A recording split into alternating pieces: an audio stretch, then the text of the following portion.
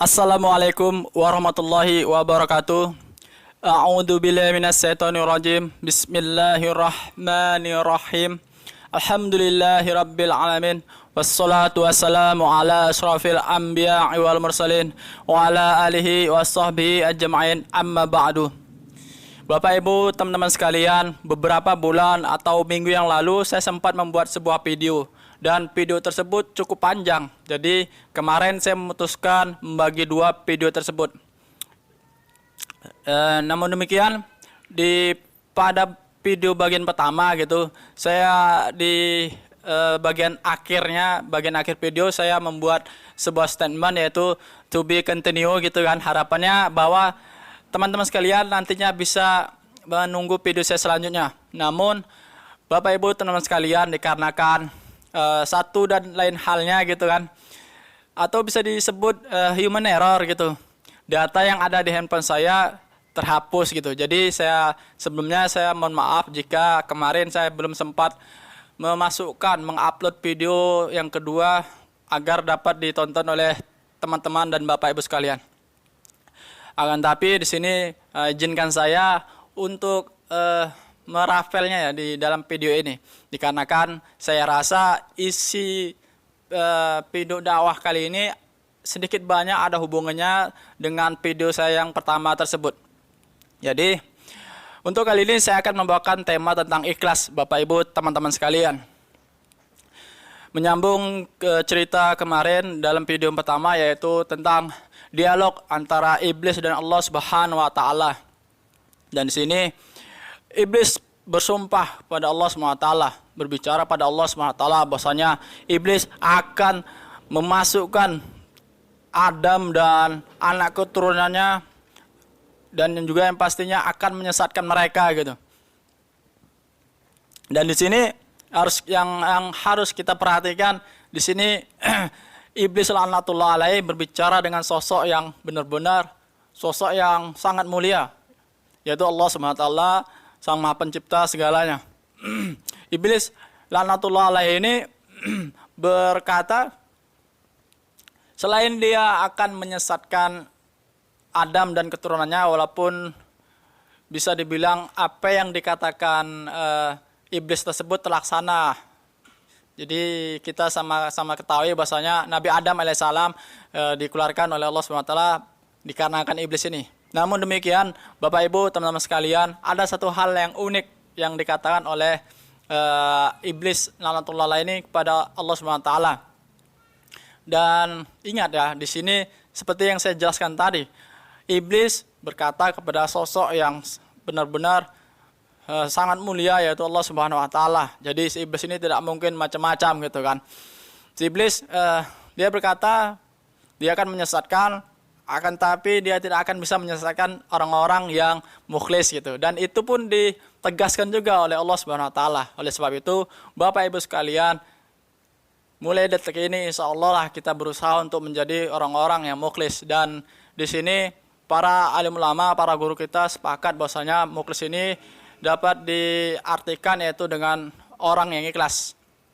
Dan orang yang ikhlas itu semua juga sepakat bahwasanya adalah orang yang beribadah, orang yang membuat amal soleh itu karena Allah Subhanahu wa taala, Bapak Ibu sekalian.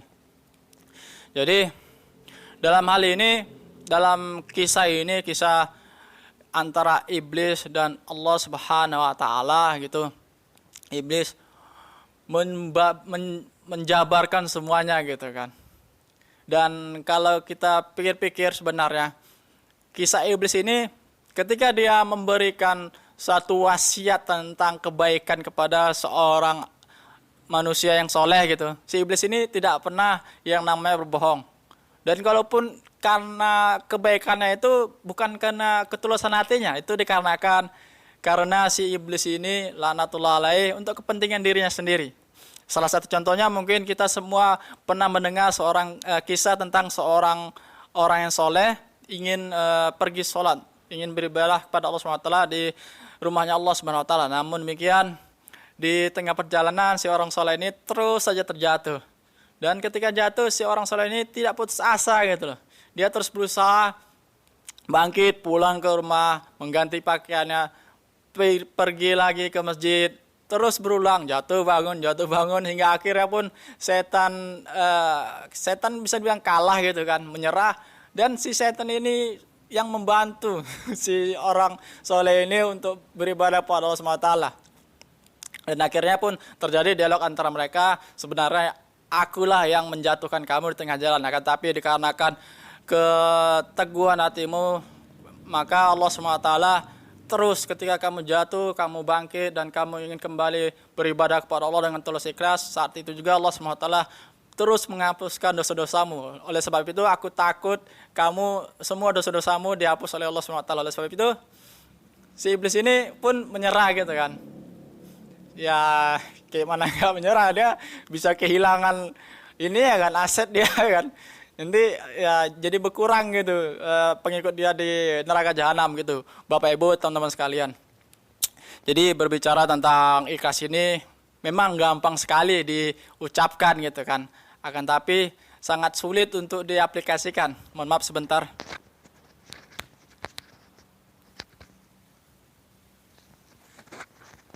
Iya, Bapak Ibu sekalian. Sangat sulit diaplikasikan.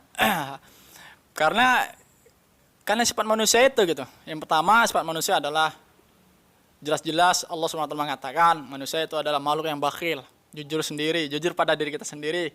Kita manusia pasti memiliki hal demikian. Kemudian manusia itu adalah makhluk yang suka tergesa-gesa gitu kan. Dikarenakan banyak sifat-sifat yang seperti itu gitu.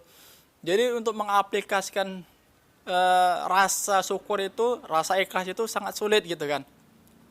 Apalagi berhubungan dengan harta, tahta, jabatan, dan keturunan gitu.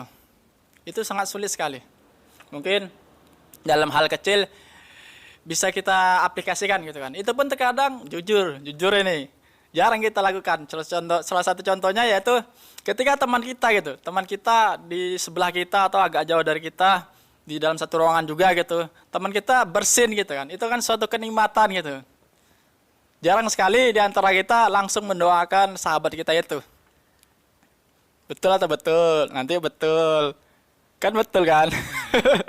Ya sudah, hal tersebut kita kesampingkan gitu kan. Dalam hal kecil mungkinlah bisa kita aplikasikan ya Bapak Ibu dan teman-teman sekalian. Akan tapi coba berhubungan dengan hal yang lebih besar lagi gitu.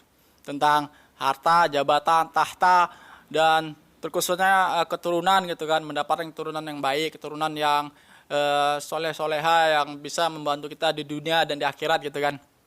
Kita sangat sulit sekali kalau berhubungan dengan hal demikian untuk ikhlas gitu kan. Salah satu contohnya jika teman kita mendapatkan kenikmatan yang luar biasa, semuanya diberi Allah Subhanahu wa taala gitu kan. Karena sifat kita yang bisa dibilang mohon maaf bakhil gitu kan. Ada juga kepengen rasa memiliki gitu kan. Dan dikarenakan sifat itu kita ya timbul ada rasa ya bisa dibilang kita mengeluh kepada Allah Subhanahu wa taala gitu kan. Walaupun demikian wajarlah hal-hal itu terjadi gitu. Akan tapi di sini kan kita berbicara tentang yang namanya ikhlas Bapak Ibu, teman-teman sekalian gitu kan. Bagi orang ikhlas, hal tersebut tidak membuatnya terganggu gitu. Dia karena orang ikhlas ini dia beribadah, dia melakukan sesuatu itu karena Allah SWT. Jadi si orang soleh ini yang ikhlas ini dia sedikit pun tidak pernah terdistract oleh orang-orang di sekitarnya gitu. Jadi bahkan ketika orang-orang di sekitarnya mendapatkan nikmat gitu, bagi orang soleh ini dia jangankan memiliki hal yang positif gitu. Dalam hal positif kan biasanya kita ada juga kepengen, tapi tidak ada rasa iri hati, dengki, hasad gitu kan. Kan rasa memiliki yang buruk kan kita sama-sama ketahui. Kita ingin memiliki hal tersebut gitu kan. Kalau bisa pun apa yang dimilikinya hanya untuk kita gitu. Dia tidak boleh gitu kan. Dan kalau bisa pun, kalaupun kita tidak dapat, dia jangan dapat juga. Nikmatnya itu berpindah ke orang lain gitu kan. Tapi bagi orang soleh ini, Bapak Ibu teman-teman sekalian gitu kan, si orang soleh ini jangankan yang buruk, hal memiliki yang tidak ada hasadnya itu dalam hatinya gitu. Dia nggak ada rasa ingin memiliki gitu. Dia hanya bersyukur pada Allah SWT. Di hadapannya ketika sesuatu yang terjadi di hadapan orang soleh, dia hanya hadapannya itu Allah SWT. Jadi orang ikhlas ini dia yang ada itu antara dirinya dan Allah SWT. Tidak ada orang lain. Jadi ketika dia melihat seseorang yang mendapatkan nikmat, sahabatnya mendapat nikmat yang luar biasa, sempurna begitu, sempurna di hadapan orang-orang luar sana gitu kan. Si orang soleh ini ya tidak ada rasa ingin memiliki, bahkan karena kesolehannya, karena keikhlasannya itu, si orang soleh ini pun, si orang yang ikhlas ini berdoa kepada Allah SWT agar segala nikmat yang berada pada diri orang tersebut gitu kan, ditambahkan lagi gitu. Yang pastinya nikmat-nikmat yang baik gitu, yang dapat mendekatkan dirinya kepada Allah SWT tersebut gitu. Jadi dia terus berdoa untuk kebaikan orang-orang yang mendapatkan nikmat gitu, tanpa mempedulikan dirinya sendiri. Karena yang seperti saya katakan tadi gitu, di dalam hidupnya hanya dirinya dan Allah SWT. Dan juga berhubungan dengan ikhlas ya. Harta, tahta, jabatan, dan keturunan. Sudah banyak bisa kita jadikan suri tauladan, yaitu para nabi kita, para nabi-nabi terdahulu gitu kan. Salah satu contohnya yang diuji tentang harta tahta jabatan dan keturunan, yaitu Nabi Ibrahim alaihissalam. Yaitu Nabi Ibrahim alaihissalam, kita semua ketahui beliau mendapat ujian, yaitu susah memiliki keturunan. Sampai usia senjanya si Nabi Ibrahim alaihissalam dia sulit mendapatkan keturunan gitu kan. Namun demikian, yang pastinya di sini Nabi Ibrahim alaihissalam adalah orang yang ikhlas. Kenapa? Karena itu ditegaskan oleh Allah Subhanahu wa taala ketika utusan Allah Subhanahu wa taala Jibril alaihissalam bertemu dengan Nabi alaihissalam gitu kan. Jibril alaihissalam berkata kepada Nabi Ibrahim gitu kan, bahwasanya jangan kamu berputus asa gitu. Langsung Nabi Ibrahim alaihissalam sontak berkata, hanya orang yang sesat yang berputus asa dari rahmat Allah Subhanahu wa taala. Jadi di sini dapat kita simpulkan bahwasanya orang yang ikhlas dan orang yang berputus asa itu sangat beda jauh. Orang yang berputus asa itu sudah dia berlepas diri dari Allah Subhanahu wa taala, bahkan karena dia berputus asanya itu dia semakin menjauh dan bahkan menentang Allah Subhanahu wa taala. Akan tapi di lain halnya orang yang ikhlas ini, Bapak Ibu dan teman-teman sekalian, dia memang menyerahkan dirinya gitu. Akan tapi dia menyerahkan dirinya kepada Allah Subhanahu wa taala gitu. Semua yang terjadi karena Allah Subhanahu wa taala, dan pastinya dikarenakan dia memiliki Tuhannya Allah Subhanahu wa taala, dia menaati segala perintahnya Allah Subhanahu wa taala, yaitu kita sebagai manusia harusnya kita terus berikhtiar kepada Allah Subhanahu wa taala, terus berusaha dalam menjalani hidup ini dengan baik gitu. Mengisi kehidupan ini dengan beribadah dan juga mengisi kehidupan kita dengan bersilaturahmi dan mendapatkan kehidupan yang baik gitu kan. Jadi kalau kita kaji ulang lagi soal ikhlas ini memang sangat berat sekali, akan tetapi ya demikian Bapak Ibu teman-teman sekalian, ketika kita berhasil mendapatkan sifat ikhlas ini, insya Allah percaya dan yakinlah, maka ketenangan yang akan hanya ada di dalam diri kita. Karena orang ikhlas itu di hadapannya hanya Allah SWT. Jadi dalam kehidupannya itu hanya dirinya dan Allah SWT. Dia tidak mempedulikan yang lainnya. Dia tidak ada merasa ria sedikit pun. Dia tidak ada terdistract dari hal-hal yang membuat dia pusing tentang dunia ini. Dia hanya melakukan sesuatu itu karena Allah SWT. Beribadah karena Allah SWT. Dan mendoakan saudaranya, temannya gitu karena Allah SWT juga. Semoga kita semua diberikan sifat ikhlas tersebut. Terkhususnya karena kemarin kan saya sudah membawa tema tentang marilah kita bersama-sama memperbanyak amal ibadah gitu kan. Dan juga setelah itu memperbanyak menggali ilmu, dan pastinya semuanya itu diperlukan yang namanya ikhlas Bapak Ibu teman sekalian, agar kita semua mendapat ridhonya Allah SWT dan dimasukkan di Jannatun Naim. Dan ingat ayat suci Al-Quran, firman Allah SWT yang tentang perbincangan Iblis alaihissalam dengan Allah SWT tersebut. Itu bukan perbincangan yang biasa gitu. Perbincangan antara iblis dan penciptanya, dan Allah SWT juga di sini menekankan kepada kita gitu sebagai makhluknya. Allah SWT tahu produk ciptaannya itu seperti apa. Maka Allah SWT menjelaskan kepada kita, harta, tahta, jabatan, keturunan itu tidak sebanding dengan negeri akhirat.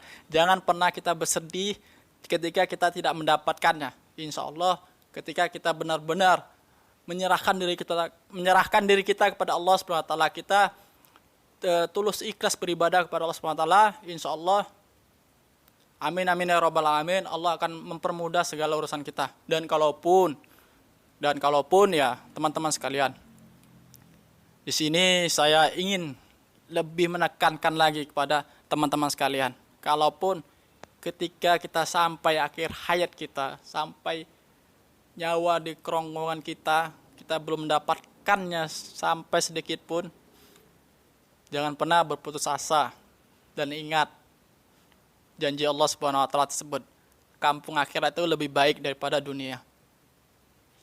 Insya Allah kita akan diberi kenikmatan yang benar-benar tidak kita sangka-sangka.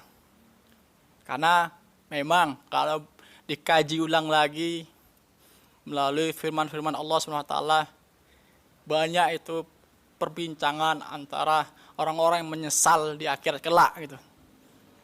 Mereka merasa hidup di dunia itu hanya sementara, jangankan 1 hari. Mereka merasa hidup itu 1 jam, bahkan pun semenit gitu. Karena saking cepatnya hidup di dunia mereka rasakan. Jadi janganlah kita berputus asa dari rahmat Allah SWT. Marilah kita berusaha menjadi pribadi yang ikhlas di hadapan Allah Subhanahu wa taala. Itu saja. Semoga apa yang saya sampaikan bermanfaat, dan juga saya harapkan apa yang saya sampaikan ini dapat menjadi itibar dan juga pelajaran, dan juga yang pastinya saya harapkan dapat teman-teman sekalian sampaikan kepada orang-orang di luar sana. Saya akhiri dengan subhanallah wa bihamdi, subhanakallahumma wa bihamdika, asyhadu alla ilaha illa anta, astaghfiruka wa atubu ilaik. Assalamualaikum warahmatullahi wabarakatuh.